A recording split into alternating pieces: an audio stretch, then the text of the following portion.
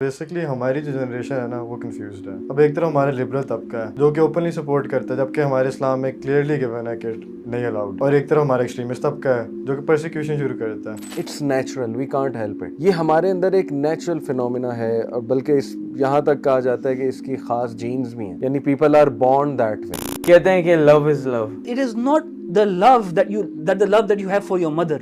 It's not the love you have for your father. It's a different type of love. And it's very important to identify कि वो love किसे कह रहे हैं। देखिए, ये जो है ना लव इज लव, इसको तो डीबंक एक सेंटेंस में किसी ने किया था कि वाटर इज वाटर, लेकिन तुम कमोड से क्यों नहीं पीते। तुम्हारे अंदर एक फितरत है कि यार नहीं, वो गंदा पानी है, उस तरफ नहीं जाना। ये लोग हमें कुछ नहीं कह रहे, हमारे इस्लाम के बारे में बात नहीं कर रहे। हमें अगर ये कुछ नहीं कह रहे तो हमें क्यों इनको कुछ कहना चाहिए। इनको late them do whatever they want. ये भी इंसान है, इतने अच्छे लोग हैं, तो हम इनको क्यों कुछ कहें। हम empirically rationally प्रूव कर सकते हैं कि this mindset and this way of life has not only harms to the self, it has harms to the family, it has harms to the society, and it has harms to the civilization at large. बड़ी interesting बात है कि आज से कुछ माह पहले मैंने एक स्कूल में लेक्चर दिया और 7-8 क्लास के बच्चे थे। टॉपिक कुछ और था। टॉपिक बेसिकली जनरल मैनर्स और अखलाक, और इस पे बात हो रही थी, और सहाबा पे बात हो रही थी कि सहाबा शुड बी और आइडियल्स वगैरह वगैरह। Q&A के लिए मैंने ओपन किया फ्लोर को, और सबसे ज़्यादा सवालात LGBTQ पे आए, एंड आई वाज शॉक्ड कि टॉपिक कुछ और था, लेकिन वो बच्चे ना अंदर से भरे हुए थे, यानी एज इफ़ के they really wanted to know, they wanted to ask कि सर लव इज़ लव, क्या मसला है, गोरे हमें नहीं रोकते, हम उन्हें क्यों रोकते हैं, हमें इतना क्या प्रॉब्लम है, what's actually wrong in that, वगैरह वगैरह। तो that led me to think कि अब हम इस इल्यूजन से बाहर आ जाएं कि हमारे स्टूडेंट्स को नहीं पता, हमारे बच्चों को नहीं पता, क्योंकि अब ये टॉपिक बहुत कॉमन हो चुका है। तो therefore the need to do this, and specially with teens like you माशाल्लाह। तो मैं बताता चलूँ कि आज बड़ा यूनिक पैनल है माशाल्लाह। हमारे पास A लेवल के स्टूडेंट भी हैं, O लेवल के भी हैं, और यूनिवर्सिटी स्टूडेंट भी हैं। आपका फर्स्ट ईयर है माशाल्लाह। हमारे साथ अहमद ख़ान भाई हैं, यू ऑल नो हिम माशाल्लाह। तो आज हम आप लोगों से बात करना चाहेंगे, आप लोगों से पूछना चाहेंगे कि आपका जो एज ग्रुप है उसमें ये टॉपिक को लेके क्या बातें हो रही हैं और क्या समझा जाता है इसके बारे में। तो लेट्स स्टार्ट तहा विद यू। सबसे पहले तो आप सबको सलाम भी, और आई होप कि everything is good at your side इंशाल्लाह। अल्हम्दुलिल्लाह। तो तहा आप बताइए कि इस टॉपिक को लेके क्या जो है वो आप समझते हैं अपने एज ग्रुप में। सर डेफिनेटली सोशल मीडिया का ज़माना है, तो आजकल हर चीज़ एक्सेसिबल है on the click of a button. तो पूरी दुनिया, जब आप आजकल के जो मेरी जनरेशन में स्पेशली पढ़े लिखे जो बच्चे हैं, दे वेरी सोशल अवेयर कि दुनिया में हो क्या रहा है, अमेरिका में क्या हो रहा है, यूरोप में क्या हो रहा है, दे वेरी सोशल अवेयर। बिल्कुल स्पेशली आपको पता है जब औरत मार्च होती है हर मार्च में, सही, तो उसके बाद एक ट्रेंड निकलता है, फेमिनिज्म के ऊपर ज़रूर बात होती है और ट्रांसजेंडरिज्म के ऊपर बात होती है, और ये बड़े लोगों से सवाल आते हैं। और ये मैं सवाल आपसे करना भी चाहूँगा कि ट्रांसजेंडर और इंटरसेक्स में ना काफ़ी बच्चों को एक मिसकंसेप्शन है कि हम ट्रांसजेंडर के खिलाफ क्यों बात करते हैं, वो तो ख्वाजा असरानी है। फिर एक और टाइम आती है बच्चों के जहन में, तो इंटरसेक्स ख्वाजा असरा को कहते हैं, फिर ट्रांसजेंडर किसको कहते हैं। सही। इस पे मैं देखें पहले ये बताना चाहूँगा कि LGBTQ इसके मतलब क्या है। L for lesbian, G for gay, B for bisexual, T for transgender, and Q for queer, जो कि एक जनरल अम्ब्रेला टर्म है। इसके नीचे ये सारी चीज़ें जो ना वो आ जाती हैं।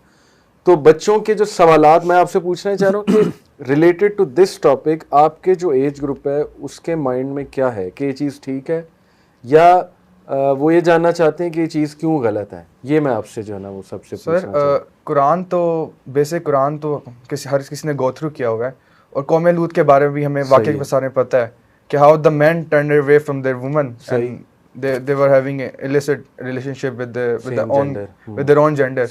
तो ये चीज़ हमें पता है कि कुरान और जो इस्लाम है, LGBT का जो सारा जो एजेंडा है इसको गलत कहता है। ठीक है, मगर वजह क्या है कि इस इशू को ना एड्रेस नहीं किया गया। काफ़ी जनरेशन तक हम काफ़ी कुछ कह लें, आप 5-10 साल तक सोच रहे हैं कि हमारी जनरेशन को इन चीज़ों के बारे में पता नहीं है, तो why even talk about it. एक अच्छी चीज़ नहीं है, it's an agenda, it's a bad agenda. तो मगर अब जब स्टूडेंट्स फास्ट हो गए हैं, मोबाइल हर कोई सोशल मीडिया पे एक्टिव हैं। Exactly right. हर किसी के पास मोबाइल का एक्सेस आ गया है।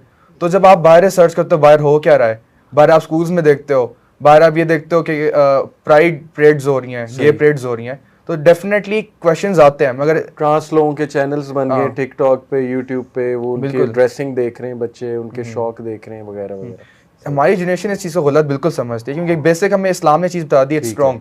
ठीक मगर ऑफ कोर्स जब गलत आप इस चीज़ को समझते हो and you have like literally no information about it सही है। और so much less information about ठीक इट, है। तो आपके दिमाग में काफ़ी सवाल आते Confusion हैं, आ सकती कंफ्यूजन है। आती है आपके दिमाग में ठीक है। कि असल में ये चीज़ है क्या। Okay Ayaan, I will like to ask you कि what's your take on this. आपका जो एज ग्रुप है उसमें ये टॉपिक पे होती है बात? Is it a hot topic? कभी कभार होती है, टीचर्स इतने बात नहीं करते हैं मगर बच्चे काफ़ी बात। अच्छा। बच्चे मेरी क्लास में तो काफ़ी खिलाफ हैं उसके, अच्छा, मगर कुछ लड़कियां वगैरह कह रही थी कि थे कि इतनी प्रॉब्लम नहीं। अच्छा, इनमें कोई इतनी प्रॉब्लम नहीं है। और क्या वो कहते हैं, यानी कि इनका कसूर क्या है, या ये कि ये नेचुरल है वगैरह वगैरह? कहते हैं कि love is love.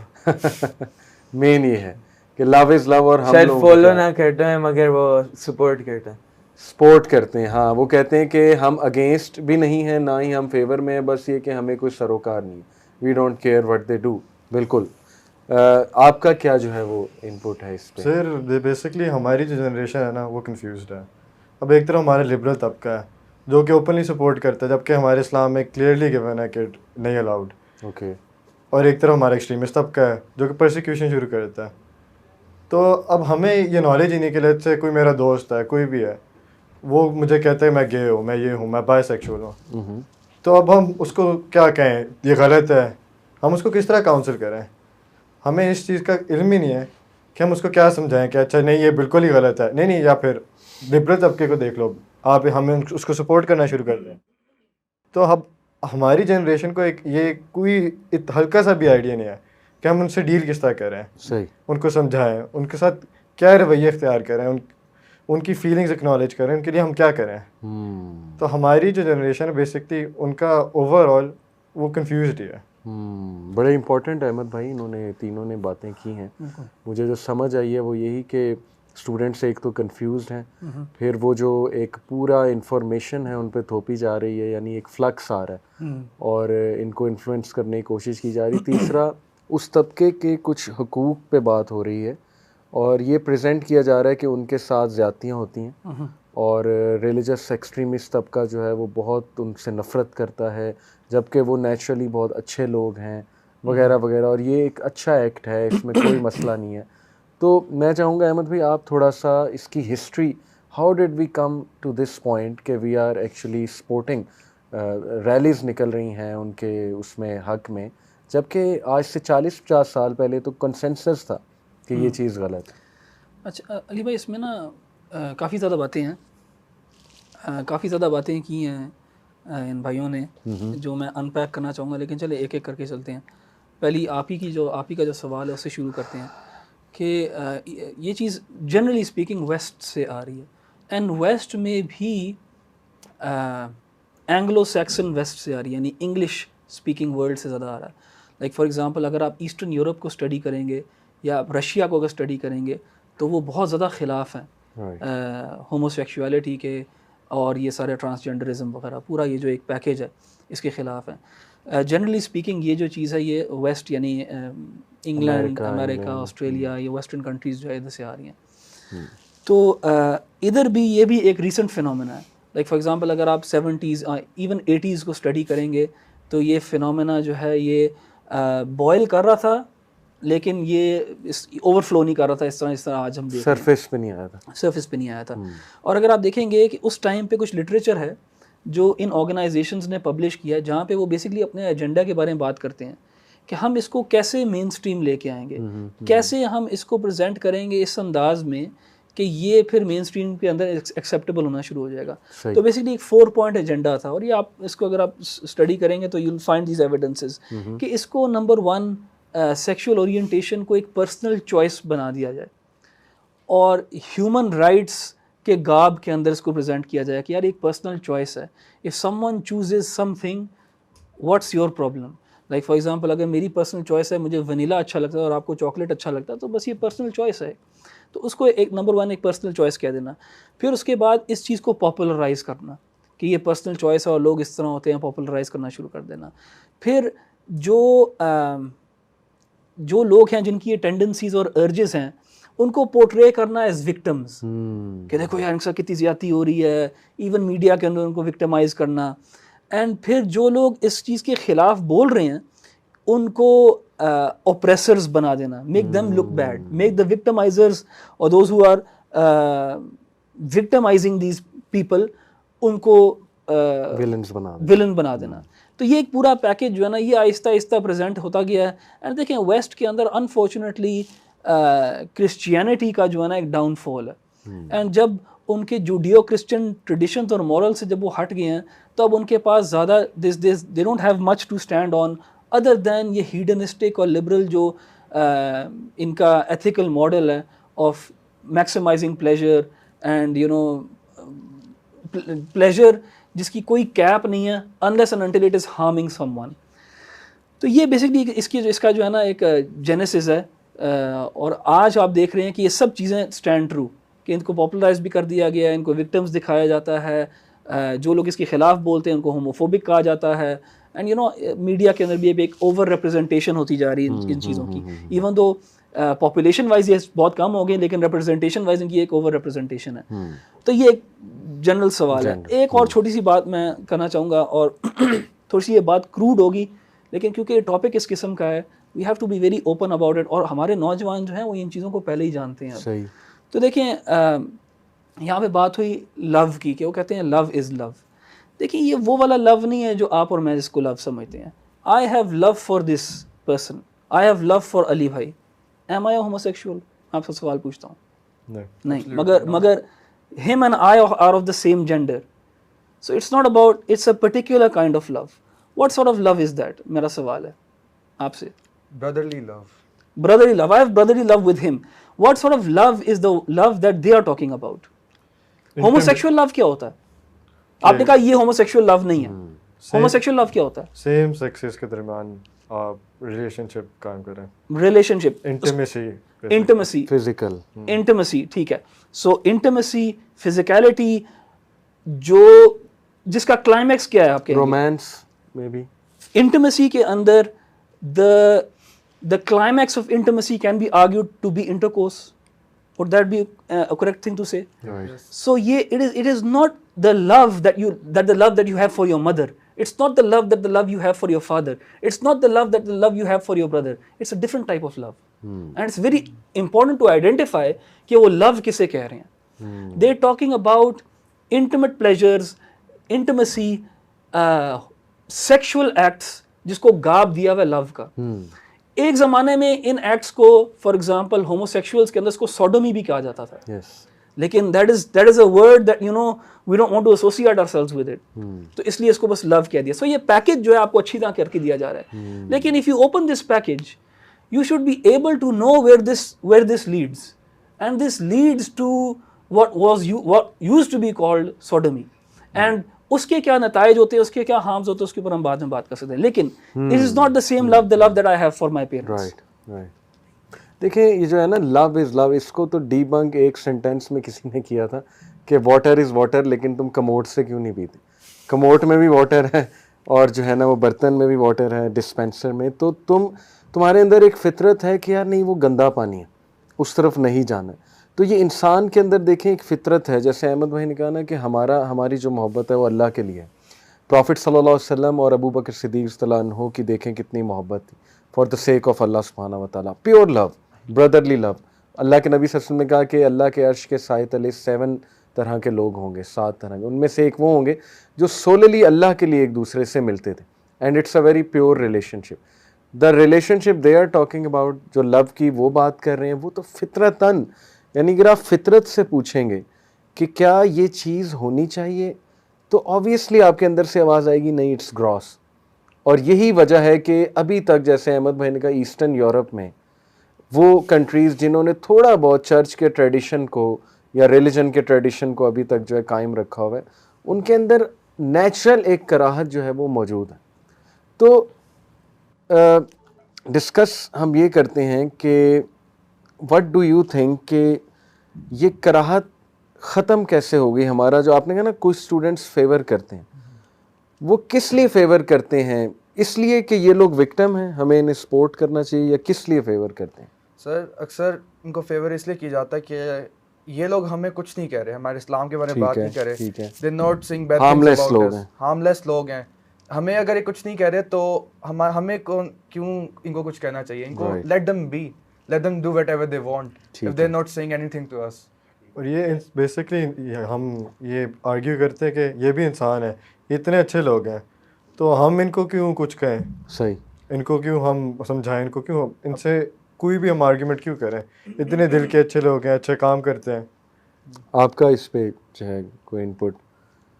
Y youth are getting deceived into supporting them, या कह रहे हैं कि चलें हम ना सपोर्ट करते हैं ना अगेंस्ट हैं, लेकिन ये कि बस उन्हें करने दो? ये ज़्यादा नॉर्मलाइज करना चाह रहे हैं हर किसी की लाइफ में ये लोग। ये एक तरह से ब्रेन वॉश ही कह लेते हैं, वैसे करना चाह रहे हैं। इसकी अंडरस्टैंडिंग है आपके एज ग्रुप को कि ये एजेंडा है और ब्रेन वॉशिंग की जा रही है? नहीं थोड़ी सी होगी, मुझे इतना नहीं पता। आपको तो माशाल्लाह क्लियर है इस बारे में, राइट? और आपका जो सर्कल है उसको भी आप बता रहे थे कि वो भी इसके अगेंस्ट है, उनको भी क्लियर है इस बारे में, लेकिन येट इस पे बातें होती होंगी और हंसी मजाक भी डेफिनेटली होता होगा। अच्छा, मैं आप लोगों को इनकी साइड बताता हूँ, इनका नैरेटिव। पहला नैरेटिव वही है जो अहमद भाई ने कहा कि पर्सनल चॉइस, यानी एनीवन कैन डू एनीथिंग। इसमें क्या मसला है आपको?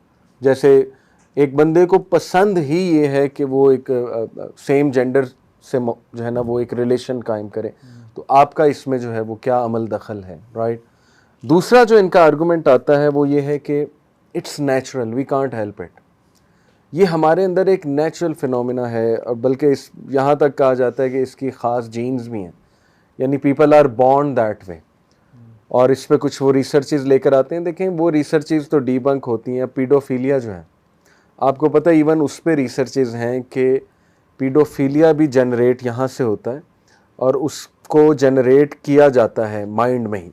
तो हम ये आर्ग्यू कर सकते हैं कि चूँकि पीडोफीलिया भी नेचुरली जनरेट हो रहा है तो वो भी एक नेचुरल एक्ट है।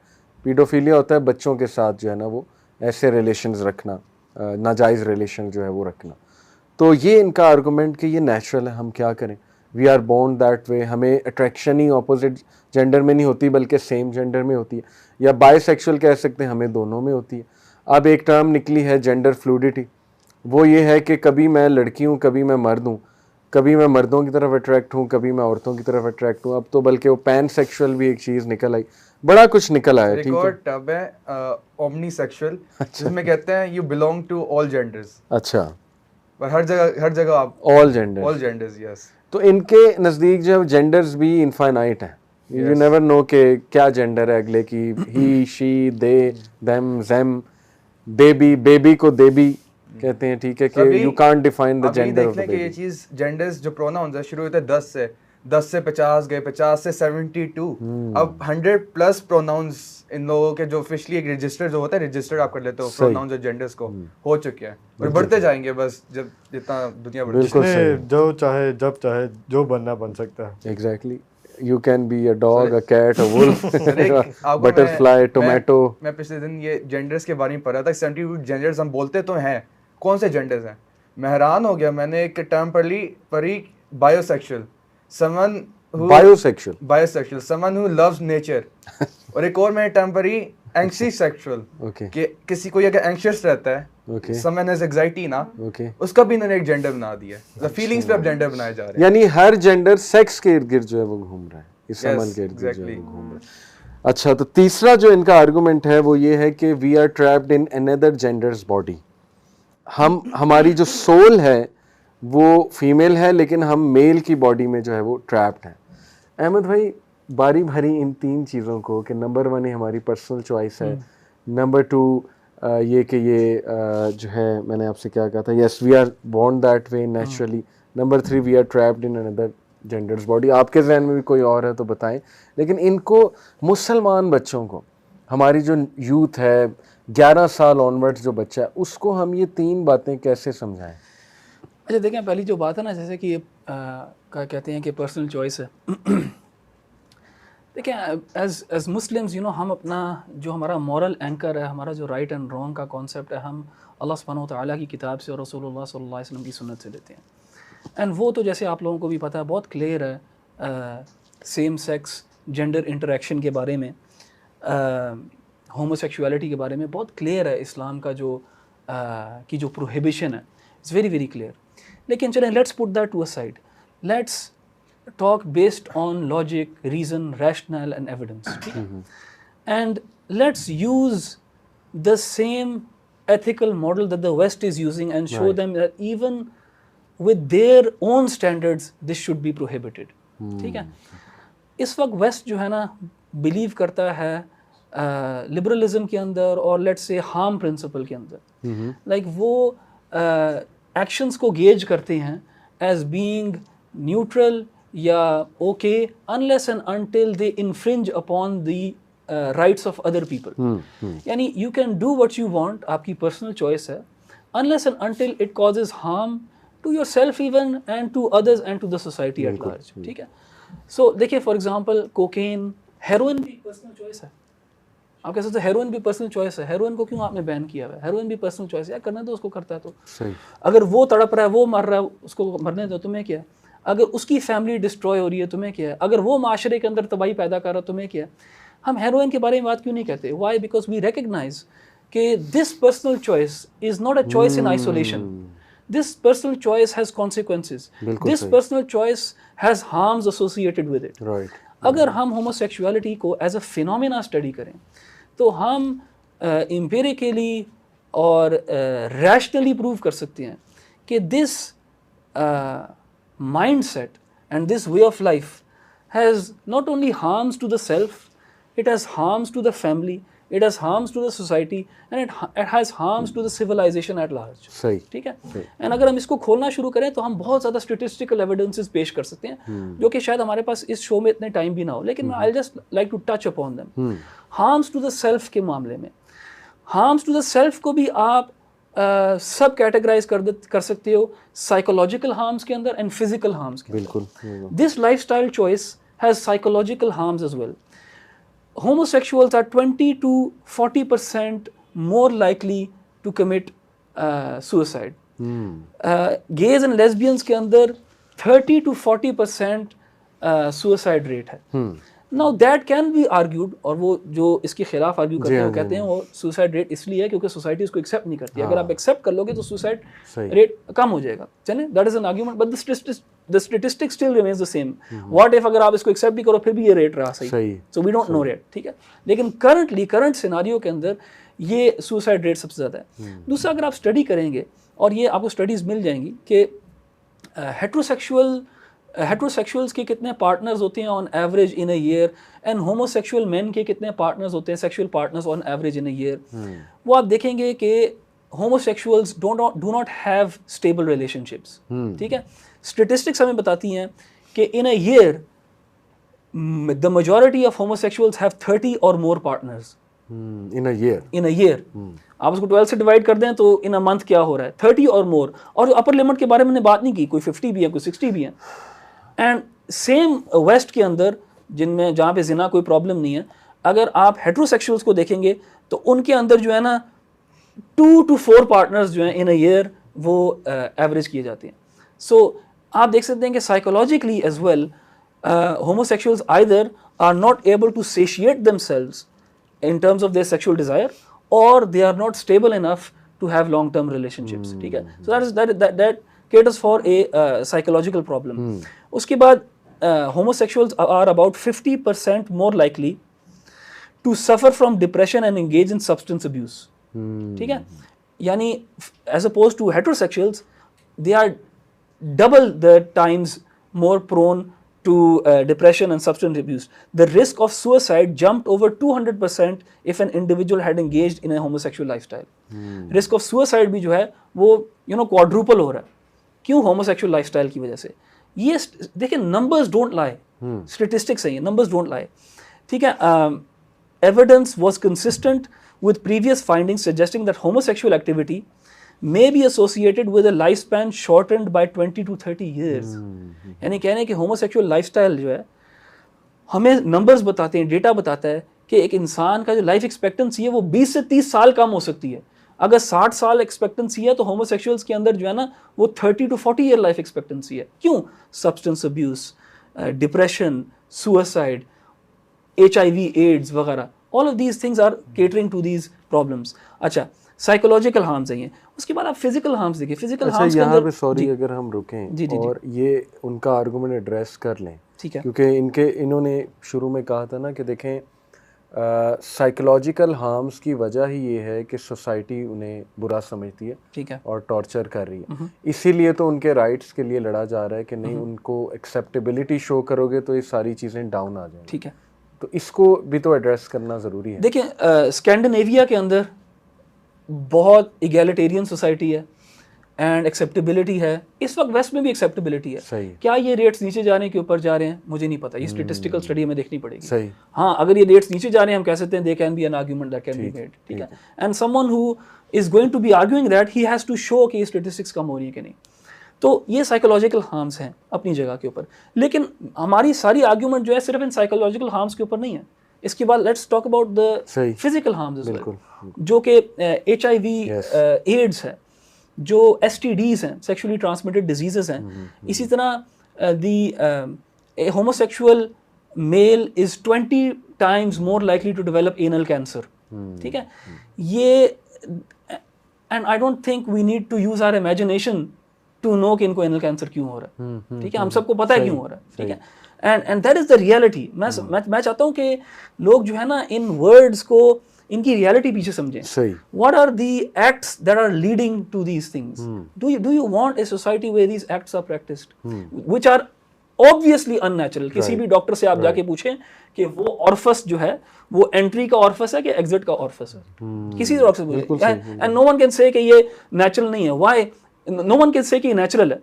Why? Because anal incontinence हो जाती है इनको. They lose the ability to control that muscle even, and then they have to plug that place. Right. And ये common है homosexuals के Yes, अंदर. yes. So do we really want to support this sort of lifestyle that comes with all of this whole package? मैं आपको थोड़ी सी और statistics share करना चाहूँगा कि men who have sex with men remain the group most heavily affected by new HIV infections. यानी नई HIV infections को कौन सबसे ज़्यादा promote कर रहा है? These people. MSM. While the CDC, Center for Disease Control, America के अंदर estimates that MSM represent only 2% of the US population. ये मेरे पास पुरानी statistics है. लेकिन 2% of US population जो है वो ये लोग हैं. लेकिन they represent 61% of new HIV infections. ये 2009 की बात है. 2% खुद हैं लेकिन 61% HIV infection है. So ना सिर्फ ये अपने आप को हार्म कर रहे हैं लेकिन सोसाइटल हार्म भी है. ये एक डिजीज के स्प्रेड के अंदर एक मुजरिमाना किरदार अदा कर रहे हैं. एनल कैंसर के बारे में मैंने आपको स्टैटिस्टिक्स बताई कि 20 times they are more likely. So harms to self इसमें बहुत ज्यादा है. सही.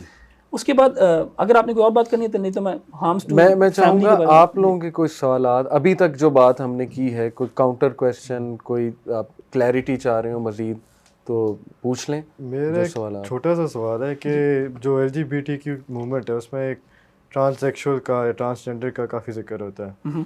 तो वो लोग तो पैदा ही ऐसे होते हैं, तो हम उनको किस तरह उनको ये भी कहें कि वो लोग फिजिकल हार्म या साइकोलॉजिकल हार्म या harm to society at large वो कॉज कर रहे हैं, और उनको हम किस तरह उनसे डील कर सकते हैं? ठीक है. इसमें मेरे ख्याल अहमद भाई इंटरसेक्स और ट्रांससेक्सुअल जो है, ट्रांसजेंडर जो है, उसको डिफरेंशिएट करना बड़ा ज़रूरी है. क्योंकि ये आर्गूमेंट आता है ना कि देखें they are born that way. जैसे हमारे यहाँ आप देखें गाड़ी हम चला रहे होते हैं तो अचानक वो आकर जो है पैसे मांगते हैं. इंटरसेक्स जो कम्युनिटी है, अब वो रियल में इंटरसेक्स हैं कि नहीं ये एक और जो है वो बहस है. लेकिन उनको इस्तेमाल करके कहा जाता है कि देखो ये सब्जुगेटेड तबका है, ये बुलिड तबका है और इनके राइट्स इन्हें नहीं मिल रहे, तो लिहाजा we should support transgender as well. जबकि ट्रांसजेंडर की डेफिनेशन आप खोलें गूगल पे तो वो क्या आएगी? वो ये आएगी कि एक बंदा जो नेचुरली बायोलॉजिकली मर्द ही है लेकिन वो फील करता है कि मैं वुमेन हूँ, या एक वुमेन जो नेचुरली वुमेन है लेकिन वो फील करती कि मैं मैन हूँ. ये है ट्रांसजेंडर बेसिकली फिजिकल चीज़ नहीं है, बल्कि ये एक जहन का फतूर है। एम आई राइट अहमद भाई? जी ऐसे ही है। मैं ना पहले वो होमोसेक्सुअल वाला दरवाज़ा जो है ना, मैं उसको कम्प्लीटली बंद करना चाह रहा हूँ, फिर इसके ऊपर हम आते हैं। ठीक है, देखिए वो मैंने कहा हार्म टू द सेल्फ है, सेल्फ के अंदर साइकोलॉजिकल एंड फिजिकल है, सही है, then harm to the family है। फैमिली स्ट्रक्चर जो है ना ख़त्म हो गया। सही, जब आप कह सकते हो कि दो मर्द जो हैं वो भी एक फैमिली हो सकते हैं, यानी इंस्टीट्यूशन ऑफ मैरिज, और ये एडमिशन मैं यहाँ पे कोट नहीं करूँगा, कोई टाइम लग जाएगा। इनके अपने एक्टिविस्ट्स ने कहा है कि हमें ये इंस्टीट्यूशन ऑफ मैरिज जो है इसको कम्प्लीटली चेंज करना पड़ेगा या ख़त्म करना पड़ेगा। क्यों? क्योंकि अब जो है 4 लोग भी शादी के अंदर हो सकते हैं। उन 4 के अंदर कोई भी जेंडर हो सकता है। बिल्कुल ठीक। 2 बाप भी हो सकते हैं, 2 माएँ भी हो सकते हैं, 3 बाप भी हो सकते हैं, 4 माएँ भी हो सकती हैं। मैं आपको एक छोटी सी एक कोट देता हूँ। ये एक LGBTQ एक्टिविस्ट है, वो कह रही है I have 3 kids who have 5 parents, more or less, यानी उसको भी शायद she's not sure, and I'm quoting her verbatim, and I don't see why they shouldn't have 5 parents legally. I met my new partner and she had just had a baby and that baby's biological father is my brother. यानी it's absurd ये जो बातें हैं। जब आप देखें, जब आप मैरिज के अंदर कोई पैरामीटर्स नहीं रखते, जब आप मैरिज को डिफाइन ही आप कर सकते, दैट मीन्स मैरिज है ही नहीं, दैट मीन्स फैमिली इंस्टीट्यूशन नहीं है। जो इंस्टीट्यूशन है मैरिज का और जो फैमिली है वो ख़त्म हो गई है। एंड वेस्ट के अंदर ये रियलाइजेशन उनके लोगों में अब है कि हमने ये क्या तबाह कर दी अपनी society.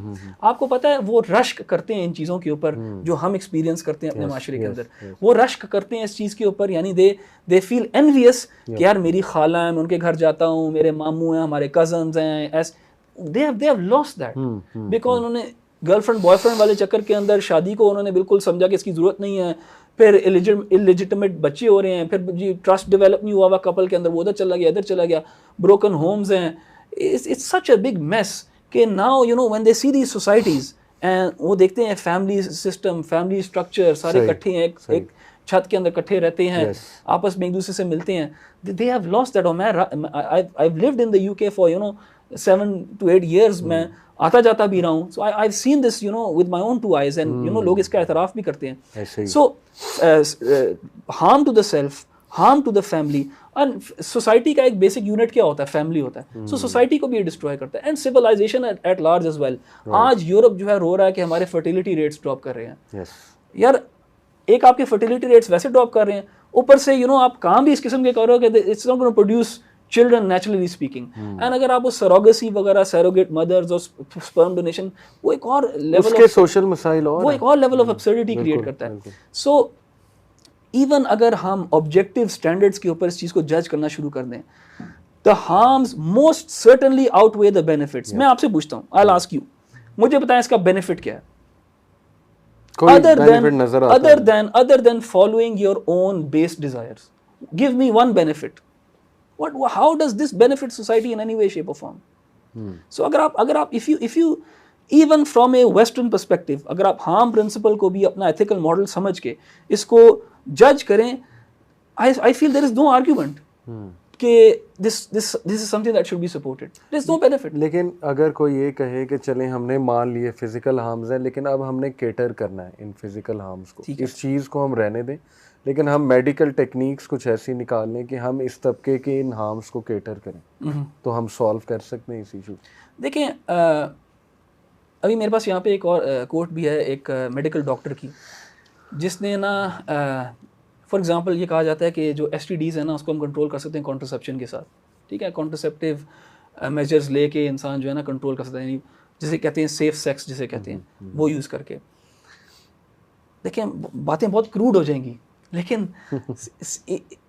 Some forms of sex are never safe. ठीक है, no matter what you do, they are never safe. And ये डॉक्टर्स का एतराफ़ है इस चीज़ के ऊपर कि ये there is no such thing as quote unquote safe sex इन चीज़ों के अंदर। So देखें हम उसको मिटिगेट कर लेंगे, हम उसको ऐसे कंट्रोल कर देंगे, वैसे कंट्रोल कर देंगे। There are so many problems। मैं अगर आपको थोड़ी सी इसके साथ जो सब कल्चर्स जुड़े हुए हैं, अगर मैं आपको उनके बारे में बताने लग जाऊँ ना तो यू बी शॉक्ड। जिसे ये बग चेसर्स कहते हैं और गिफ्ट गिवर्स कहते हैं, यानी जिस तरह उन्होंने HIV इन्फेक्शन को फेटिशाइज किया हुआ है कि how some of these homosexuals they actually seek HIV infections, उनको बग चेसर्स कहते हैं ये, एंड जो HIV दूसरे को देता था उसको गिफ्ट गिवर्स कहते हैं ये एक सब कल्चर क्रिएट हो गया। इसी तरह जो एक डिसेंसिटाइजेशन है टूवर्ड्स फीसीज, वो भी इस कल्चर के साथ जुड़ी हुई है। And you know I don't want to make this show बिल्कुल एक्स रेटेड के टीन्स देख ही ना सकें इसको। सर आपने कहा, चले आपका सवाल था कि कोई इसका बेनिफिट होता है कि नहीं जी।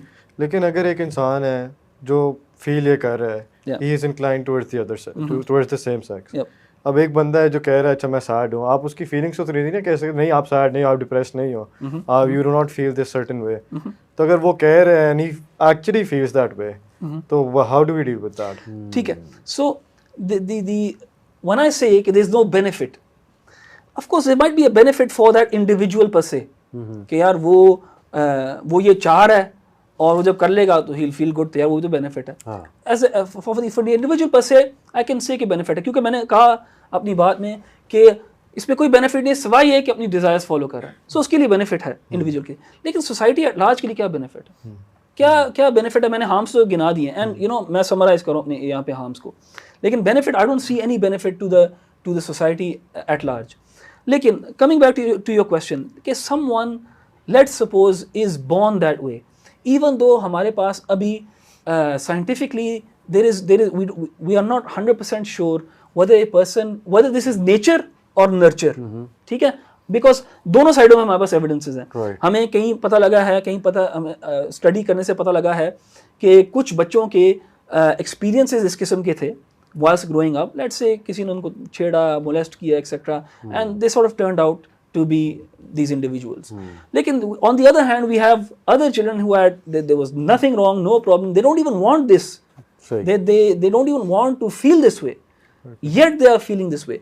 So there is we don't know yet कि ये nature है या nurture है, लेकिन regardless it doesn't matter nature है nurture है कि नहीं।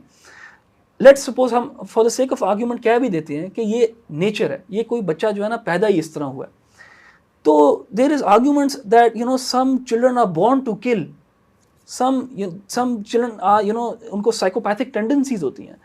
एक फिनोमेना है, इसको एक कंडीशन इसको कहते हैं क्लेप्टोमेनियक। एक बंदा है, उसको अर्ज होती है शॉपलिफ्ट करने की, स्टील करने की, you know just because you have an अर्ज, right, and that urge is natural, doesn't mean that it is moral and ethical and justified as well. Someone can have a genuine urge to kill. You know, some children who are in broken homes, grow up in broken homes, violent environments, they want to, when they grow up, they want to reciprocate that violence. जैसे कुछ लोगों को anger issues होते हैं, naturally गुस्सा ज़्यादा होता है, naturally गुस्सा होता है, that doesn't give them a green light कि वो अपनी urges के ऊपर act करें, ठीक है? So being born in a certain way is never justification of acting in a certain way as well. दूसरी बात ये देखें, and I think ये सबसे important बात है जो मैं करने लगा हूँ, कि as believers as well we should recognize and sympathize and empathize with people who are struggling with this problem. I know personally there are people who genuinely have this urge, genuinely have this tendency. Right. And they want to get rid of it but they can't get rid of it. इस तरह के लोग exist करते हैं। It's probably not necessarily always a choice.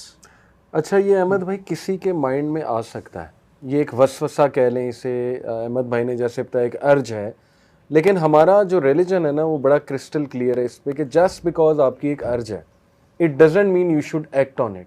देखें, शैतान को बिल्कुल हम साइड पे कर रहे हैं, हम वसवसों को साइड पे कर रहे हैं, विस्परिंग्स उसकी जो होती हैं, ठीक है, हम नर्चर को टोटली, नर्चर है कि यानी एनवायरमेंटल फैक्टर्स हैं। अब एक बंदा, अहमद भाई ने तो चले नेचर को एड्रेस किया, एक बंदा देख ही ट्रांसजेंडर्स की वीडियो रहा है, या एक बंदा अल्लाह माफ़ करे एक ख़ास किस्म का जो है कंटेंट देखने लग जाता है उस इंडस्ट्री का, पॉर्न इंडस्ट्री, तो उसके तो यही अर्जेस बिल्ड होंगी ना। फिर ये कि एक बंदा उसके साथ कोई चाइल्डहुड अब्यूज़ हुई है, जैसे अहमद भाई ने कहा कि मोस्ट ऑफ दीज केसेस अगर हम उनको फिरोलें तो या डोमेस्टिक वायलेंस निकलता है, या चाइल्डहुड अब्यूज़ निकलती है, या जो है ना वो किसी ने उसको ये चीज़ें जो है ना वो सिखाई होती हैं, उसको इन्वॉल्व किया होता है इस चीज़ों में। तो देखें, it's very clear, Islam is very clear कि आपको ये अर्जेस आ सकती हैं, ठीक है, एक्नॉलेज्ड, लेकिन you have to resist these urges. यही तो हम कह रहे हैं कि हम एम्पथाइज करेंगे आपके साथ, लेकिन आप भी इस बात को समझो कि वी नीड हेल्प। आप ये तो ना कहो, जैसे मूवीज़ दिखाती हैं, मैं बताता हूँ आप लोगों को कि मूवीज़ में ना एक ख़ास कैरेक्टर दिखाया जाता है, बल्कि मैंने आपसे पूछना भी है अब कितना दिखाया जा रहा है। एक जैसे मूवी का सीन मैं आपको कोट करता हूँ, मूवी का स्क्रिप्ट के एक बंदा है, वो बुलिड है, बहुत ज़्यादती हुई है उसके साथ, लेकिन वो जीनियस है, वो बहुत बड़ा साइंटिस्ट है, राइट। वो सोसाइटी को बड़ा कुछ दे सकता है, लेकिन सोसाइटी ने उसे इस बेस पे जज किया कि ये होमोसेक्सुअल है या बाइसेक्सुअल है या ट्रांस है या जो भी है। लिहाजा सोसाइटी ने उसकी जो खिदमात थी उनको इग्नोर करके सिर्फ उसकी सेक्सुअल ओरिएंटेशन पे एतराज़ करके उस बंदे को मुजरिम करार दे दिया। फिर उसके लिए हेटेड डेवलप हुई, फिर मज़ीद बुलिंग हुई और वो सुसाइड, ही एंडेड अप कमिटेड सुसाइड। अब जो देखने वाला है उसको क्या इंप्रेशन जाएगा कि यार इतनी ज़्यादती, और यही हो रहा है। हमारे बच्चे जब ऐसे कैरेक्टर्स देखते हैं, देखें ऑलमोस्ट हर टीवी सीरीज़ में, बल्कि मैं आपसे पूछूंगा अभी, ये एक कैरेक्टर ऐसा होता है। इसका मकसद क्या है? मैं आपको एक मिसाल देता हूँ कि देखें, अगर मैं आपको कहूँ कि एक बंदा चोर है, जैसे अहमद बिन का उसे चोरी की आदत है, अब वो उस पर एक मैं मूवी बनाता हूँ कि उसके चाइल्डहुड एक्सपीरियंसेस बहुत बुरे थे, वो बुलिड हुआ, डोमेस्टिक वायलेंस था, वो ज़्यादतियाँ हुई हैं उस बंदे के साथ, चोर है लेकिन वो बड़ा ज़बरदस्त ज़हीन है, मैथ्स में बहुत अच्छा है, बाकी चीज़ों में वो बहुत अच्छा है। तो क्या इससे चोरी का एक्ट जस्टिफाई हो सकता है? इस मिसाल से हम ये कह रहे हैं कि ठीक है, हम समझ रहे हैं वो चोर बन गया, इसमें सोसाइटी का कसूर हो सकता है, पेरेंट्स का हो सकता है, लेकिन इसका क्या मतलब है हम चोर को साबित कर दें कि वो बिल्कुल ठीक है, चोरी को साबित कर दें? You getting my point? तो मूवीज में आप लोग बताएं कि किस हद तक ये चीज दिखाई जा रही है टीवी सीरीज मूवीज? काफ़ी ज़्यादा हद तक ये चीज़ें बढ़ती जा रही हैं। मतलब पिछले 5-6 साल में स्पेशली नेटफ्लिक्स सीरीज जो है, नेटफ्लिक्स सीरीज सारी बात जनरल हमारी आवाम, जनरल टीनेजर्स देखते हैं, सीरीज भी देखते हैं, मूवीज भी देखते हैं। ये थीम्स आहिस्ता आहिस्ता बढ़ती जा रही हैं। पहले ये themes as a side characters, NPCs जिनको हम बोलते हैं, उनमें दिखाई जाती थी। अब आहिस्ता आहिस्ता ये लोग सेकंड कैरेक्टर्स बुलाए, जो मेन कैरेक्टर के साथ जो कैरेक्टर्स होते हैं, और आहिस्ता आहिस्ता इन्होंने बाकायदा फुल मूवीज बनाना शुरू कर दी, जैसे आपने बताया होमोसेक्सुअल्स के ऊपर, गेज, लेस्बियन, जेंडर के ऊपर। जब आप टीवी सीरीज और इनको छोड़ रहे हैं कि ये कह देना कि जो आजकल हमारी आवाम है, आजकल जो टीनेजर्स हैं, वो इतने समझदार हैं कि इन चीज़ों से इंस्पायर नहीं होंगे। मैं पिछले दिन एक बज़ लाइटईयर के नाम से मूवी है, टॉय स्टोरी की फ्रेंचाइज के अंदर आ जाती है, मैं वो देख रहा था। सही, एक बच्चों की मूवी है, मतलब 8-6 ईयर्स इसकी एज होते हैं, इतने के बच्चे देख रहे होते हैं। सही। तो मैं उसमें देख रहा था, उसमें एक सीन मैं हैरान हो गया। इन्होंने ऐसा दिखाया, एक लेस्बियन कपल दिखाया हुआ था, देवर किसिंग ऑन स्क्रीन। अब एक बच्चा जिसको इन चीज़ों के बारे में नहीं पता, हमें पता है इन चीज़ों के बारे में, हम समझ लेंगे चलिए ये गलत चीज़ है, फजूल चीज़ है। एक बच्चा जब ये चीज़ देखेगा तो ही विल थिंक कि ये क्या चीज़ मैंने देख ली है।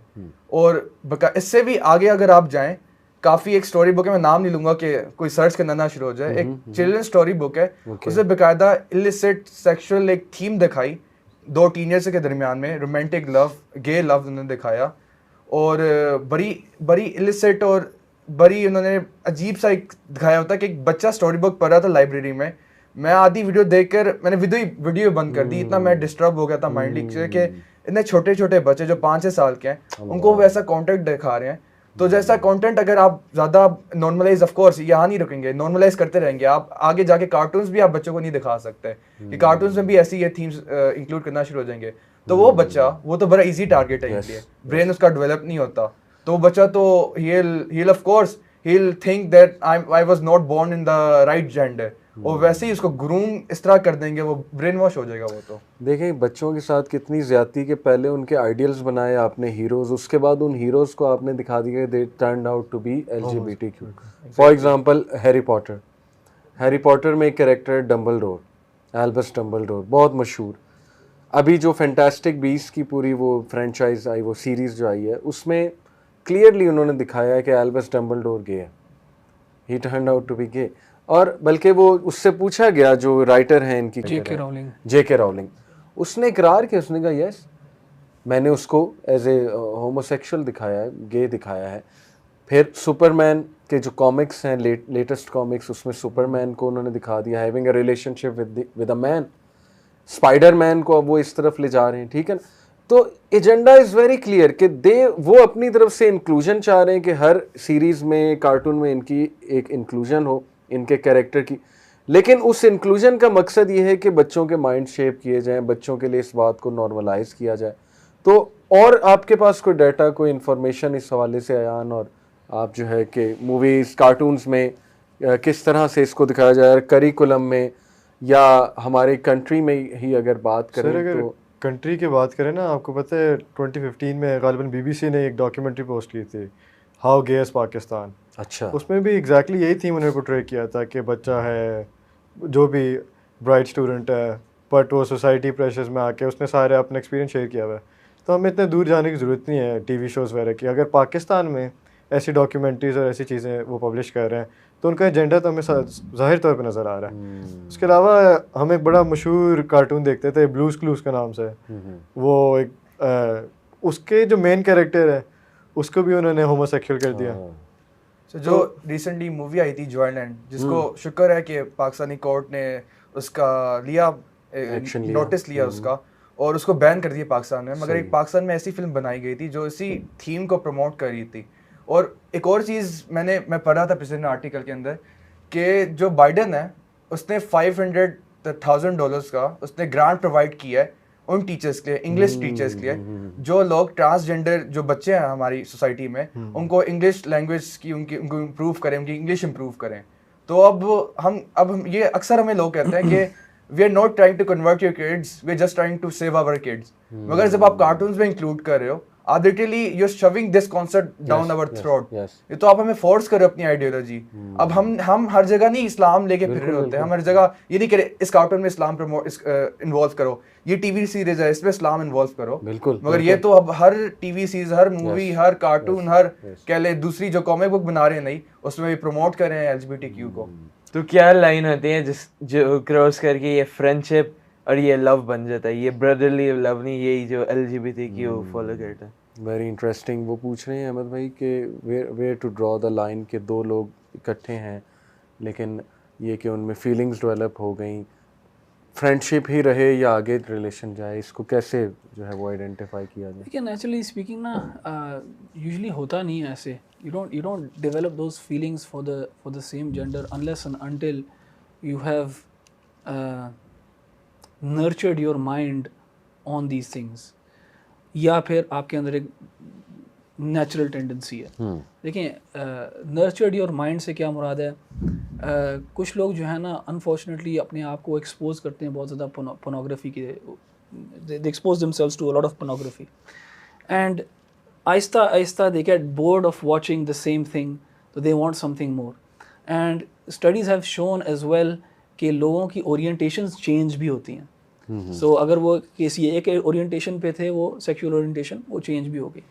सो ये फीलिंग्स तभी आएंगी जब आपने या तो इस तरह की कोई हरकत की होगी कि अपने आप को नर्चर किया हुआ इन चीज़ों के ऊपर, या फिर मे बी एक नेचुरल कोई टेंडेंसी है। और मैं उसी बात पे वापस आऊँगा कि लेट्स सपोज कि कोई हमारा भाई जो है वो इस चीज़ से स्ट्रगल कर रहा है, उसके साथ सिंपथाइज़ करना जेन्युइनली, अगर तो वो उसको लेट्स सपोज उसको बुरा भी समझता है, he wants to sort of get out of it, and I know these people do exist, तो we need to cater for them, we need to understand where they are coming from, बजाय ये कि हम लोग धक्का दे के उसको इस्लाम से बाहर निकाल दें। देखें, just having an urge doesn't make you a criminal or doesn't make you a sinner. I can have the urge to drink alcohol, doesn't mean कि I am an alcoholic. I can have the urge to steal, doesn't mean I am a thief. Right. ठीक है, if I control those urges and don't act on them, मुझे तो बल्कि सवाब मिलता है। So एक बंदा जिसके अंदर ये अर्ज है, उसको opportunity to earn God's pleasure भी मिल रहा है अगर वो उस अर्ज को सप्रेस करता है। Right. ठीक है, लेकिन लेट्स से कि वो उस अर्ज पे एक्ट भी कर लेता है, that still doesn't make him a disbeliever. And I think this needs to be said as well and spread as well. कि कभी कभार हम क्या करते हैं कि हम अपने बच्चों को सिर्फ चॉइस एक देते हैं, या अपने लोगों को सिर्फ एक चॉइस देते हैं, या इस्लाम में रहो या इसको बिल्कुल छोड़ दो। एंड देखें, छोड़ने की पूरी कोशिश करनी चाहिए। हम इस सिन को एंडोर्स नहीं करते, लेकिन the urge of this sin doesn't put you outside of the fold of Islam. Right. The acting upon this sin doesn't put you outside of the fold of Islam. What can be argued would cause you to exit Islam is if you advocate for this sin despite the fact that it is something prohibited in the Quran. ठीक है, कि आप इसकी advocacy करने लग जाओ, आप इसका बोल बाला करने की कोशिश करो, आपको अल्लाह ताला ने ये नहीं कहा या अगर कहा है मैं नहीं मानता, you know, that is where you are treading a very fine line, जहाँ पे इंसान जो है ना वो शायद मुसलमान ना हो फिर. लेकिन unless and until that is happening, हमें अपने भाइयों के साथ, बहनों के साथ, सबके साथ जो इससे स्ट्रगल कर रहे हैं, हमें इसको ज़्यादा एक न्यूआंस्ड अप्रोच में देखना पड़ेगा, बजाय ये कि हम उनको कहें ओ तुम तो ऐसे हो, तुम तो वैसे हो, और उसको जो है ना हम और ज़्यादा उसको पुश करें कि वो अल्लाह ताला की नाफरमानी की तरफ और जाए आगे. हमें कोशिश करनी चाहिए कि उनको कहें कि यार अगर if you can try your best, इसको सप्रेस करो, इस अर्ज को, तुम अगर करोगे तो तुम्हें अल्लाह ताला इस चीज़ का सवाब देगा. यू नो, मुझे तो नहीं सवाब मिलेगा इस चीज़ का, लेकिन तुम्हें मिलेगा इस सवाब, because you fighting with your self. And even if you, खुदा ना खास्ता, you know, even if you make a mistake, even if you fall, don't think that there is no mercy for you anymore, और आपके पास कोई मौका नहीं, और आप जो है ना सारी ज़िंदगी इसी तरह रहोगे. तो एक पॉजिटिव एटीट्यूड होना चाहिए. देखिए, एक जो बहुत बड़ा लास्ट पॉइंट मैं यहाँ पे शेयर करूँगा, जो एक बहुत बड़ा हार्म हुआ है ना इस नैरेटिव को बाहर फैलाने में, वो ये हुआ है कि देखें, ये एक्ट जो है ना, ये अर्ज जो है, ये कभी ख़त्म नहीं हुई तारीख में. It has always existed. Animals में भी है, अल्लाह आलम एनिमल्स में है कि नहीं, लेकिन अगर एनिमल्स भी है, उससे हम एनिमल्स से हम अपना एथिक्स नहीं लेते. यू नो, कुछ स्पाइडर जो है वो मिसाल तो वो देते हैं एनिमल्स की, कहते हैं कुछ यू नो स्पाइडर्स की स्पीशी है जो कि यू नो प्रोक्रिएशन के एक्ट के बाद जो है ना अगले को खा जाते हैं. सो यू नो, हाँ, सो शेर जो है ना वो कब्ज को खा जाता है यार, किसी और के जो बच्चों को. ये I think it's a very silly argument. We don't take our morals and ethics from, you know, what animals do. कपड़े भी उतार दो भाई, तो so that doesn't make sense. लेकिन मैं जो कहना चाह रहा हूँ वो ये है कि देखिए, ये एग्जिस्ट किया है, इस अर्ज ने भी और इस एक्शन ने भी थ्रू आउट टाइम. यानी लूत अलैहिस्सलाम के बाद से ये बिल्कुल ख़त्म, इरेडिकेट नहीं हो गया, ये एग्जिस्ट किया, लेकिन it has been under close, behind close doors and under the carpet, and that's how it should be. क्योंकि जब आप इसको इतना पॉपुलराइज कर देते हो, इसको मेन स्ट्रीम कर देते हो, तो you make it even difficult for people who are struggling with this to suppress it. Why? Because वो कहते, उनके अंदर इतनी सी भी अर्ज होती है ना, वो उसको बाहर निकाल के अपनी जिंदगी तबाह कर देते हैं. वेयर पहले क्या होता था, पहले जब ये नैरेटिव नहीं था, वो खुद अपनी इस अर्ज को क्वेश्चन करता था, उसको सप्रेस करता था, and he would live a normal life, get married, have children and have a happy life moving forward. So इस नैरेटिव ने इन लोगों के साथ भी डिससर्विस की है. इन लोगों के साथ भी disservice. I hope you understanding the point I am trying to make here. So you know, this is the problem. तो हमें जो है ना थोड़ा सा सिंपथाइज करना चाहिए, एम्पथाइज करना चाहिए उनके साथ, उनकी हेल्प करने की कोशिश करनी चाहिए, जिस हद तक हम कर सकते हैं इंशाल्लाह. सर, मुझे इनसे प्रॉब्लम ये है कि इनको लगता है कि जो एक हार्म लेस है ना, हम सिर्फ हम फिजिकल हार्म नहीं देते दूसरे बंदे को, मगर सोशल हार्म सोसाइटी में ला रहे हैं ये लोग, साइकोलॉजिकल हार्म ला रहे हैं. हत्ता कि कुछ हफ्ते पहले की बात है, जर्मनी के अंदर एक मुस्लिम फैमिली थी. जाहिर बात है इस्लाम इस चीज़ को गलत समझता है, तो स्कूल्स, जर्मन के स्कूल्स में ये चीज़ें काफ़ी ज़्यादा सिखाई जा रही हैं, काफ़ी ज़्यादा बच्चों को ये लोग ग्रूम करें वहाँ. तो जैसे नॉर्मल मुस्लिम फैमिली है, वो उस बच्चे को गलत चीज़ के बारे में कह रहे हैं कि गलत चीज़ है, अच्छी चीज़ नहीं है, तो आपको अगर स्कूल में बताते भी हैं, you don't have to take their word for it. Police आई है उनके घर, they took their child away from them, और अभी तक कोई ऐसी इन्फॉर्मेशन नहीं है कि उनके जो बेटा था वो वापस मिल गया. अब ये बहरहाल ये जो वाक़या ना, इस पे थोड़ी तहकीक की ज़रूरत है.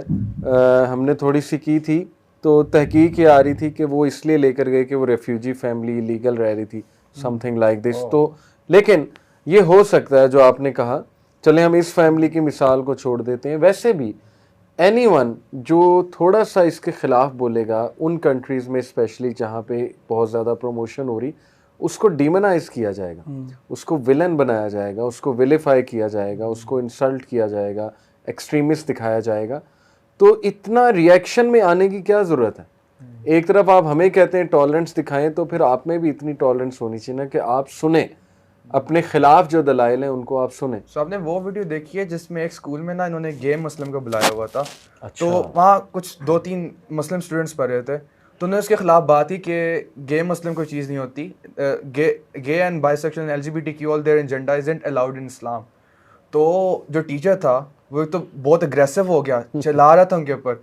उसके बाद रैंडमली 9/11 से वो ताल्लुक उसने जोड़ लिया इस चीज़ का कि तुम अगर LGBT के खिलाफ बोल रहे हो, तो 9/11 में भी मुसलमानों ने बम्बिंग की थी, और मतलब इलिसिट वो स्टूडेंट के चलाते जा रहा था. और मैंने ये भी सुना था उसके बाद कि उसको मतलब शायद स्कूल से भी उसको सस्पेंड कर दिया गया था एक सिर्फ एक चीज कहने पे।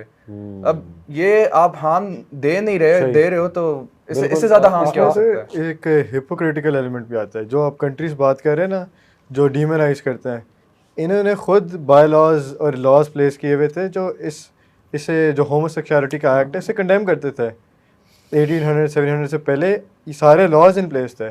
अब लेकिन ये खुद प्रमोट करें क्यों? जो फिनोमेना है डिसेंसिटाइजेशन का, हर चीज़ को आहिस्ता आहिस्ता नॉर्मलाइज कर रहे हैं। बिल्कुल। एंड देखिए, अगर आपने अपनी सोसाइटी के अंदर एक इल को या एक चीज़ को जिसको आप बुरा समझते थे, आपने अगर उसको आज अच्छा समझना शुरू कर दिया है, why you forcing that upon us? Why are you forcing that upon the rest of the world? And अपना you know mechanism of the UN और इन चीज़ों को यूज़ करके आप you know you're forcing people to accept this agenda of yours. तो उसके अंदर फिर you know ये सारे पे क्वेश्चन उठते हैं कि क्या इसके पीछे पे क्या एजेंडा है, there's something sinister behind this etc. हम लोग काफ़ी शौक होते हैं इन लोगों से, मगर एक जैसे इन्होंने भी कहा था, मैं टॉक शो में भी पढ़ रहा था, ये जो लोग जिनके वीक सिर्फ नॉर्मलाइजेशन नहीं होता, जिनके वीक माइंडसेट होते हैं और ये अपने आप को इन अनएथिकल कंटेंट से एक्सपोज करते हैं, देखते ही जाते हैं, ऐसे ही तो वो कहते हैं कि पेडोफिलिया स्टार्ट होता है, फिर उन्हें चाइल्ड पर हो जाता है। हम तो और वैसे ही पूछना था, जिन लोगों को जैसे बच्चे हैं उन्हें लड़कियों की चीज़ें खेलना पसंद है, कुछ बच्चे ऐसे होते हैं, उनकी क्या गलती है इसमें? या फिर बड़ा अच्छा सवाल है। सवाल इनका ये अहमद भाई कि जैसे एक बच्चा है वो डॉल से खेलना पसंद करता है, पिंक कलर पसंद है उसे, पिंक जुराबें पहनना पसंद करता है, या एक फेमिनिन ट्रेट्स हैं, ठीक है, और होता है, नेचुरल है। देखें हम भी स्कूल्स में पढ़े, हमने भी ऐसे कुछ अपने क्लास फेलोज देखे जिनमें फेमिनिन ट्रेट्स थे। ऑन दी अदर हैंड हमने ये भी सुना है कि फीमेल्स में मस्कुलिन ट्रेट्स होते हैं, टॉम बॉय जैसे है, वो एक लड़की पसंद करती है हैट पहनना, कैप पहनना, या ये कि लड़कों वाली हरकतें करना, बाइक चलाना वगैरह वगैरह, जो मारूफ हरकतें हैं जेंडर्स की, तो उसमें क्या बुराई है? देखें मैं अपना व्यू दे देता हूँ, फिर आप दें कि it could be very much possible. जैसे एक इकलौता बेटा और उसकी 4 बहनें, तो वो बहनों के साथ अगर ज़्यादा खेलता है तो वो नर्चर इस तरीके से होगा कि हो सकता है उसे उन्हीं की चीज़ें पसंद आएँ, ठीक है? तो हम इसको तो कंडेम नहीं करते, ये चीज़ तो अंडरस्टैंडेबल है। इसी तरह हो सकता है एक लड़की जो है वो भाइयों में पली बढ़ी है, उसने मजाक भी भाइयों से सीखा, हर चीज़ भाइयों की देखी है, हो सकता है उसमें कुछ मस्कुलिन ट्रेट्स जो वो आ जाए, ये तो अंडरस्टैंडेबल।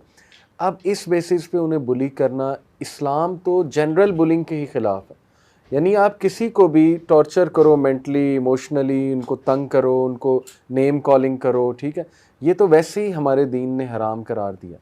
तो इन लोगों को तो स्पेशली मैं समझता हूँ एम्पैथी की ज़रूरत है और अंडरस्टैंडिंग की ज़रूरत है कि ठीक है ये नर्चर्ड ऐसे हुए हैं, this is how they grew up, लेकिन ज़िम्मेदारी आयद होती है उनके पेरेंट्स पे। ये काउंसलर्स कहते हैं, मैं काउंसलर्स की बात बता रहा हूँ, ज़िम्मेदारी आयद होती है कि वो उन्हें एज़ क्विक एज़ पॉसिबल जल्दी जल्दी उनका जो जेंडर रोल है सोसाइटी में, जो मारूफ जेंडर रोल है, उसके शौक पैदा करने की कोशिश करें। ये मेरा आंसर है। आप इसमें क्या जो है अहमद भाई? अली भाई, ये इतना बड़ा कोई इशू नहीं है। यानी कुछ होते हैं बच्चे, बॉयज़ फॉर एग्जांपल, जो थोड़े से एफेमिनेट होते हैं, कुछ लड़कियां होती हैं जो ज़रा टॉम बॉयश होती हैं, सही है, and a lot of the times you know they grow out of it, और ख़ुद ही जो है वो अपना एक जो भी रोल इन सोसाइटी है according to their own you know gender, वो उसको इख्तियार कर लेते हैं। यू नो अगर आप सर्वे करें, लोगों से जाके पूछना शुरू करें कि तुम छोटे होते थे तुम ये करते थे, वो छोटे तो लड़कियां अपने आप को यू नो मेरा कहते हैं, मेरी नहीं कहते, यू नो इस तरह करके यू नो लैंग्वेज उस तरह की यूज़ करेंगे।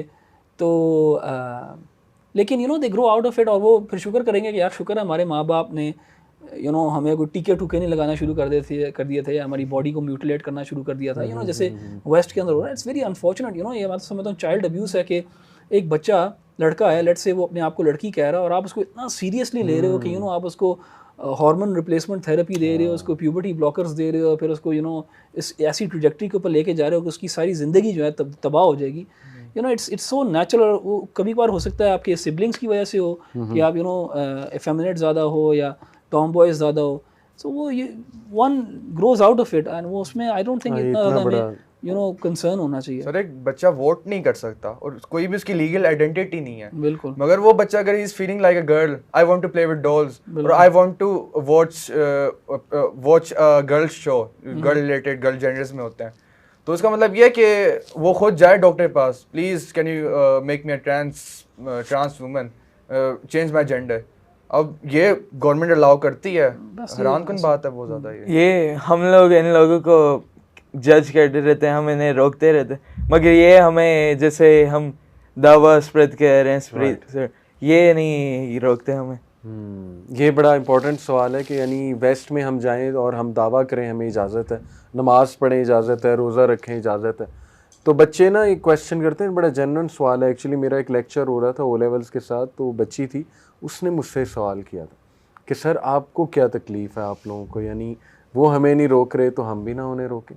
तो देखें यहाँ पे मैं अपने मुसलमान बच्चियों को ये समझाना चाहूँगा कि सोसाइटीज़ जो है वो ग्रो ही इस तरह करती हैं और बल्कि सस्टेन इस तरह करती हैं जब एक सोशल रिस्पॉन्सिबिलिटी के तहत आप एक दूसरे को नेकी का हुक्म देते हैं और बुराई से रोकते हैं, राइट। इसको इस्लाम में अमर बिल मारूफ और नहीं अनिल मुनकर कहते हैं। अमर बिल मारूफ एंजॉइनिंग गुड, नहीं अनिल मुनकर फॉरबिडिंग ईवल, फॉरबिडिंग रॉन्ग। अब देखें मुसलमान ऐसा नहीं है कि एक रॉन्ग को होता देखे। प्रॉफिट सल्लल्लाहु अलैहि वसल्लम ने क्या कहा कि जब तुम कोई रॉन्ग होते देखो तो क्या करो, हाथ से रोको, अगर रोक सकते हो, और वो हाथ से रोकना प्रोवाइडेड मज़ीद फितना नहीं फैला देगा, यानी ऐसा नहीं कि कत्ल ही कर दो किसी को जाके, ठीक है, उसके फिर पूरी एक साइंस है कि हाथ से रोकने से क्या मुराद है, या ज़बान से कंडेम तो करो ना, अगर इतनी भी हिम्मत नहीं है तो कम से कम इधर बुरा जानो, ठीक है। तो हमारी तो ये तालीमात है, हमारी तो ये ग्रूमिंग है। फिर आप देखें कि इसकी खूबसूरती से जवाब अल्लाह के नबी सल्लल्लाहु अलैहि वसल्लम ने खुद ही दिया। एक हदीस है सही बुखारी की, प्रॉफिट सल्लल्लाहु अलैहि वसल्लम ने एक मिसाल दी, मैं आप लोगों से ही वो मिसाल पूछता हूँ। देखें प्रॉफिट सल्लल्लाहु अलैहि वसल्लम ने कहा कि एक कश्ती है, उसके 2 फ्लोर्स हैं, जो नीचे वाला फ्लोर है उस पर कुछ लोग हैं, ऊपर वाले पे कुछ लोग हैं।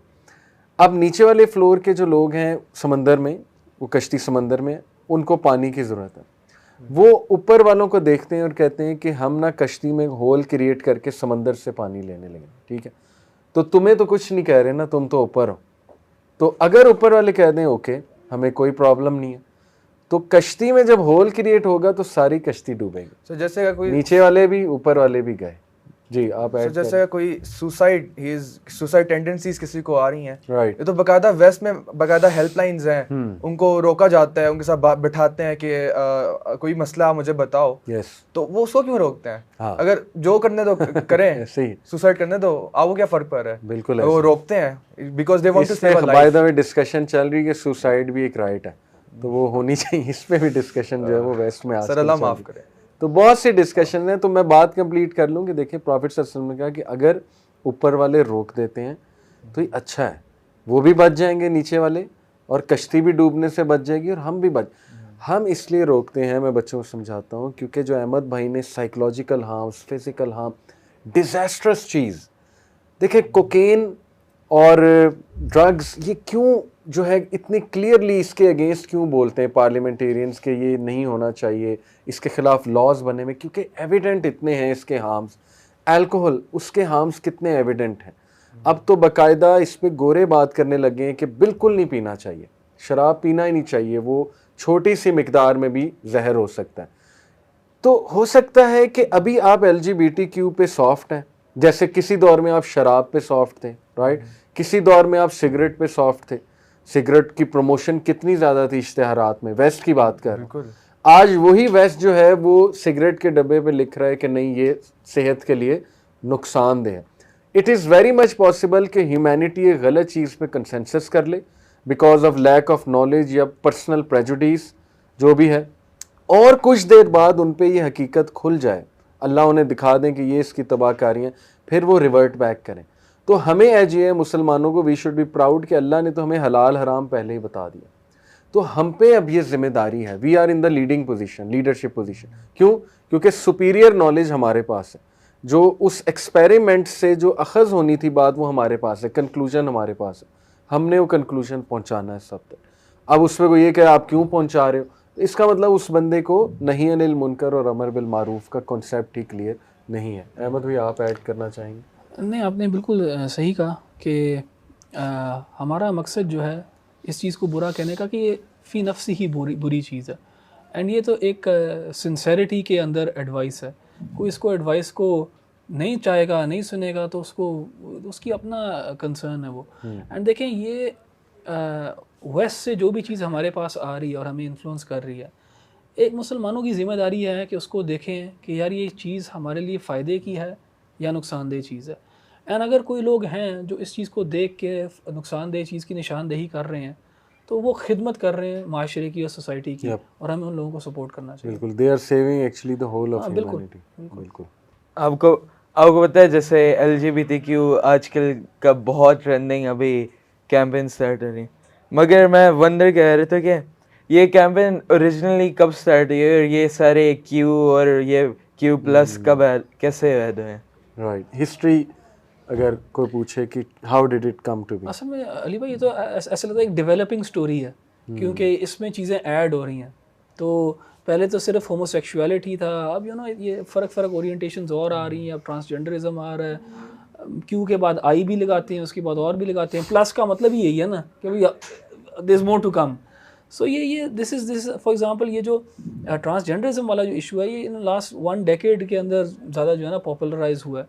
तो ये दे आर रिलेटिवली न्यू, और ये बात जा रही है आगे, कहाँ जा रही है, क्या होगा, ये किसी को भी नहीं पता। एंड जैसे अली भाई ने भी कहा ना कि अभी हमें नहीं पता कि इस चीज़ के सोसाइटी के अंदर मैनिफेस्टेशन इसकी क्या होगी और मैक्रो लेवल पे कैसे ये इफ़ेक्ट करेगा ह्यूमन बींग्स को। तो और जब इंसान ऐसे एक्सपेरिमेंट्स करते हैं, ख़तरनाक एक्सपेरिमेंट्स, इनको वापस लेना बहुत मुश्किल हो जाता है। तो अल्लाह ताला ने हमें पहले ही बता दिया कि ये दरवाज़ा ऐसा है कि इसको खोलोगे तो तुम्हारे लिए नुकसान ज़्यादा होगा, फ़ायदा कम है इसमें। And that is the blessing of having revelation, कि अल्लाह ताला पहले ही हमें बता देता है कि ये चीज़ें जो हैं ये नुकसानदेह हैं। अल्कोहल, अगर आप लीडिंग कॉज ऑफ डेथ देखेंगे ना, for example in the UK, वो अल्कोहल रिलेटेड है, जिसमें ड्रिंक ड्राइविंग है, लिवर के इश्यूज़ हैं, यंग डेथ्स हैं 30s और 40s के अंदर, अनसोशल बिहेवियर है, डिवोर्सेस हैं, ब्रोकन होम्स हैं, क्राइम है, मर्डर है, सब जो है ना इनके अंदर अल्कोहल का बहुत एक बड़ा असर है। नाउ मुस्लिम वर्ल्ड को स्टडी करेंगे तो हमारे यहाँ ये स्टेटिस्टिक्स ना होने के बराबर है या बहुत कम है। सो अल्लाह ने हमें एक चीज़ से बचाया, बल्कि अब जो US है उन्होंने 20th सेंचुरी के शुरू में उन्होंने कोशिश की कि हम अल्कोहल को बैन कर दें और उसको बिल्कुल ख़त्म कर दें। आई थिंक 1920s में 1924 था शायद, उसमें उन्होंने अल्कोहल को बैन करने की कोशिश की, लेकिन वो ब्लैक मार्केट में इतनी फ्लड हो गई तो वो कर ही नहीं सकते, उनका एक्सपेरिमेंट वो फेल हो गया। So even now they with alcohol they realise कि इसके साथ कितने प्रॉब्लम्स हैं, they can't turn back time, उसको वापस इरिवर्सिबल है ये। तो हमें ब्लेस किया अल्लाह सुब्हानहू व तआला ने इन चीज़ों के साथ, क्योंकि जो भी अहकाम है अल्लाह ताला के, उनके अंदर अल्लाह को कोई फ़ायदा नहीं होता, हमें फ़ायदा होता है, हमारी बेहतरी के लिए है। अगर हम इस चीज़ को ट्रस्ट करें और फिर ये दरवाजे ना खोलें तो हमें ही बेहतरी होगी, हमारे माशरे में बेहतरी होगी। बल्कि अगर दरवाजे खोलेंगे और फिर वो फ्लड गेट्स जब खुल गए तो फिर वो पानी को वापस निकालना जो है ना बहुत मुश्किल हो जाएगा। सो अगर इस्लाम LGBTQ के इतना ख़िलाफ़ है तो इस्लाम ने फिर डिसेग्रीगेशन ऑफ जेंडर्स क्यों इतनी प्रमोट की जाती है कि मिक्सिंग जेंडर्स की ना होए? वजह क्या है इस चीज़ की? फिर देखें, क्योंकि इस्लाम जो है सिर्फ होमोसेक्सुअलिटी के ख़िलाफ़ नहीं है, बल्कि इलिसिट सेक्सुअल रिलेशनशिप्स, हेट्रोसेक्सुअल भी होंगे तो उसकी भी खिलाफ है, और वो भी उतना ही बड़ा प्रॉब्लम है जितना बड़ा प्रॉब्लम होमोसेक्सुअलिटी है। यानी illicit sexual relationships between heterosexuals outside the fold of marriage, वो भी मैरिज के इंस्टीट्यूशन को ख़राब करती है। एंड वेस्ट के अंदर फॉर एग्जांपल मैरिज इंस्टीट्यूशन क्यों ख़त्म हुआ है? उसके अंदर इलिसिट सेक्सुअल रिलेशनशिप्स हैं। जब आपने वो अलाउ कर दिए, उसके बाद आपने कहा चलो औलाद भी इनकी हो जाए, कोई मसला नहीं, तो फिर मैरिज जो है उसकी कोई सिग्निफिकेंस ही नहीं रहती। वो एक फिर कागज़ का टुकड़ा, उन्होंने कहा इसको भी बाहर फेंको यार, ये क्या करना है हमने। बल्कि अब तो वो चाहते नहीं है कि शादियाँ की जाए, क्योंकि जब वो डिवोर्स होती है तो औरत जो है आदमी का 50% जो है ना स्टेट ले जाता है साथ अपने, या तो वो अपने आप को प्रोटेक्ट करते हैं, शादी जान के करते ही नहीं है। सो इस्लाम ने सेग्रीगेशन जो है किसी और हार्म को दूर करने के लिए रखी है, और वो सेग्रीगेशन जो है इसलिए है ताकि हेट्रोसेक्सुअल इलिसिट सेक्स जो है उससे बचा जाए। एंड देखें, सेग्रीगेटेड रहने में होमोसेक्सुअल टेंडेंसीज डेवलप नहीं होती। कोई स्टेटिस्टिक नहीं आपको बताएगी कि जी लड़के आपस में थे तो सेक्सुअल टेंडेंसी डेवलप हुई। हाँ, कुछ हमारे पास इंस्टेंसेस हैं जहाँ पे लेट्स से हॉस्टल लाइफ है, इन चीज़ों के अंदर ये चीज़ें होती हैं, एंड उसमें भी शरीयत ने फॉर एग्जांपल बिस्तर अलग करने की बातें की हैं. सो you no these things can be catered for. बिल्कुल सही, बिल्कुल सही.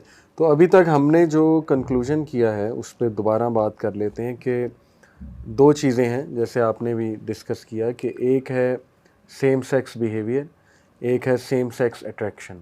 देखें, अगर हमने होमोसेक्सुअलिटी को डायसेक्ट करना ना, तो हम कह सकते हैं कि हम इसको दो फिनोमेनास के अंदर बात कर सकते हैं.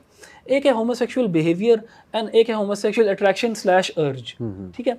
होमोसेक्सुअल अट्रैक्शन या अर्ज जो है वो पर से सिन नहीं है, वो पर से गुनाह नहीं है, क्योंकि आपको सिर्फ एक अट्रैक्शन है, एक अर्ज है. बिहेवियर जो है that is the problem. Behaviour क्या है? Behaviour is the act upon that urge. Behaviour is the physical intimacy and whatever comes next. ठीक है. So just mere attraction and urge is not something that is sinful. It can lead to sin, उसको control किया जाना चाहिए. Behaviour जो है वो problem है. तो हमें भी जो है इस चीज़ में डिस्टिंग्विश करना चाहिए, और जिस बंदे को जिसको थोड़ी सी भी अर्ज या अट्रैक्शन है उसको उसी वक्त होमोसेक्सुअल लेबल नहीं दे देना चाहिए.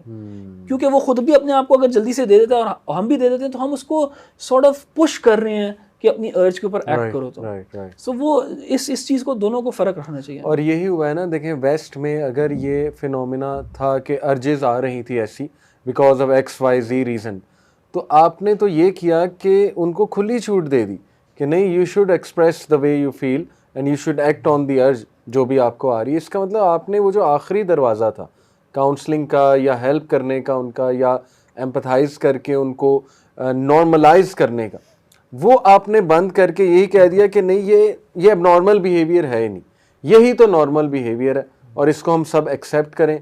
और ये जिस तरह से मैंने आपको मिसाल दी ना, देखें हमारे स्टूडेंट्स को ये बात समझनी चाहिए, तमाम बच्चों को, कि it is very much possible कि एक दौर में एक चीज़ सही समझी जा रही है और उसके बाद जब उसके रिपरकशंस इतने बुरे आए हैं तो उसको खुद ही वो लोग खिलाफ हो गए कि हाँ ये चीज़ गलत. और ये पॉपुलर ओपिनियन वेस्ट में बिल्ड हो रहा है. मैं आपको बता रहा हूँ, वेस्ट में अब बहुत ज़्यादा इस पर डिबेट्स हो रही हैं, बहुत ज़्यादा चैनल्स बने हुए जो डीबंक करते हैं इन सारी चीज़ों को. बच्चे वो देख सकते हैं हमारे, ठीक है ना, वो डिस्कस करते हैं इन इश्यूज़ को, कन्फ्रंट करते हैं. Piers Morgan is one person जो गुड मॉर्निंग ब्रिटेन उनका एक शो लगता है, उसमें बहुत ज़्यादा इस पे बात करते हैं, जेंडर फ्लूडिटी पे, ट्रांससेक्सुअल पे वगैरह वगैरह. Matt Walsh, just to quote one, वो हैं. इस तरह बहुत से मिल जाएंगे अगर हम सर्च करने पे आएंगे. बताने का मकसद कि देखें अब ये चीज़ वेस्ट में भी डिबेट हो रही. धोखा ये दिया जाता है हमारे बच्चों को कि नहीं, सब एक्सेप्ट कर चुके हैं और आप लोग जो है ना वो अभी तक अनपढ़ हैं, आप लोगों को नहीं पता लग रहा है. ऐसा नहीं है. असल में अनफॉर्चुनेटली मीडिया उन लोगों के हाथों में आ गया, ठीक है ना, जो इस वक्त इस चीज़ के कायल हैं, और पॉलिटिक्स उन लोगों के हाथों में आ गई. जैसे डेमोक्रेट्स जो हैं, रिपब्लिकन्स और डेमोक्रेट्स, ये दो हैं ना अमेरिका में. डेमोक्रेट्स जो हैं वो इसके कायल हैं, वो तो अबॉर्शन के भी कायल हैं, ठीक है ना. तो इसलिए अनफॉर्चुनेटली वो लोग पावर में आ गए, तो वो ऐसे डिपिक्ट कर रहे हैं जैसे सभी ऐसे हैं, जबकि ऐसा नहीं है. इसके ख़िलाफ़ बहुत मूवमेंट्स हैं, रिपब्लिकन्स इसके ख़िलाफ़ हैं, बहुत इंटेलेक्चुअल साइंटिस्ट इसके ख़िलाफ़ हैं, इंटेलेक्चुअल फ़िलोसफर्स, इंटेलेक्चुअल सोशोलॉजिस्ट, साइकोलॉजिस्ट इसके ख़िलाफ़ हैं, साइकियाट्रिस्ट इसके ख़िलाफ़ हैं. इसलिए मैं बच्चों को कहूँगा कि do not gate deceived. You should be proud कि अल्लाह ने आपको इस्लाम दिया है. समझें इस्लाम क्या है. इस्लाम कामिल है, आपको हराम हलाल बता दिया गया है. ये जो डिस्कशन चल रही हैं इनसे इज्तनाब करें, इनसे डिस्टेंस करें अपने आप को. और हमारा जो कंक्लूजन है वो ये है कि देखें, अर्जेज़ आ सकती हैं, लेकिन अर्जेज़ आने का मतलब नहीं उस पर एक्ट करें. फिर हमने ये कहा कि we should empathise with these people, और हमें बुली नहीं करना चाहिए, और हमें कोशिश करनी चाहिए कि उनको ज़रा नॉर्मलाइज़ करने की कोशिश करें जितना हम कर सकते हैं. So I hope it was beneficial. Jazakallah Ahmed bhai for coming, and thank you, and Jazakallah to you.